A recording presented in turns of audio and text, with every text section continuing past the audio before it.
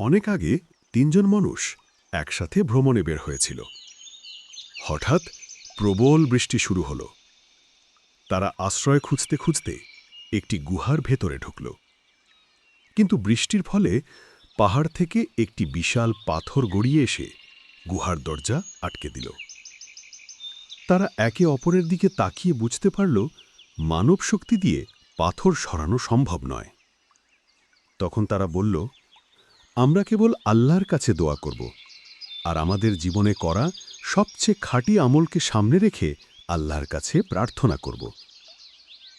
প্রথম মানুষের দোয়া। প্রথমজন বলল, হে আল্লাহ, আমার বৃদ্ধ মা বাবা ছিল। আমি প্রতিদিন দুধ এনে প্রথমে তাদের খাওয়াতাম, তারপর পরিবারকে দিতাম। একদিন আমি কাজে দেরি করে বাড়ি ফিরলাম। মা বাবা ঘুমিয়ে গেছেন। আমি চাইনি তাদের আগে আমার সন্তানরা খেয়ে নিক।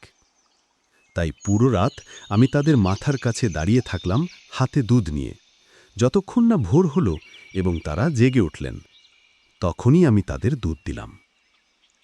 হে আল্লাহ, যদি আমি এটি শুধুমাত্র তোমার সন্তুষ্টির জন্য করে থাকি, তবে আমাদের এই বিপদ দূর করে দাও। পাথরটা সামান্য সরে গেল, কিন্তু এখনো বের হওয়ার পথ তৈরি হল না। দ্বিতীয় মানুষের দোয়া। দ্বিতীয়জন বলল, হে আল্লাহ, আমি এক নারীর প্রতি গভীর ভালোবাসা পোষণ করতাম। আমি তার সাথে খারাপ কাজে লিপ্ত হতে চেয়েছিলাম। সে একদিন অভাবের কারণে আমার কাছে এলো। আমি তাকে অর্থ দেওয়ার শর্ত রাখলাম যে সে আমার ইচ্ছা পূরণ করবে। কিন্তু যখন আমি খারাপ কাজ করতে যাচ্ছিলাম, সে কেঁদে বলল, আল্লাহকে ভয় করো। তখন আমি ভয় পেয়ে সরে দাঁড়ালাম এবং কোনো অন্যায় করলাম না, বরং তাকে অর্থ দিয়ে দিলাম।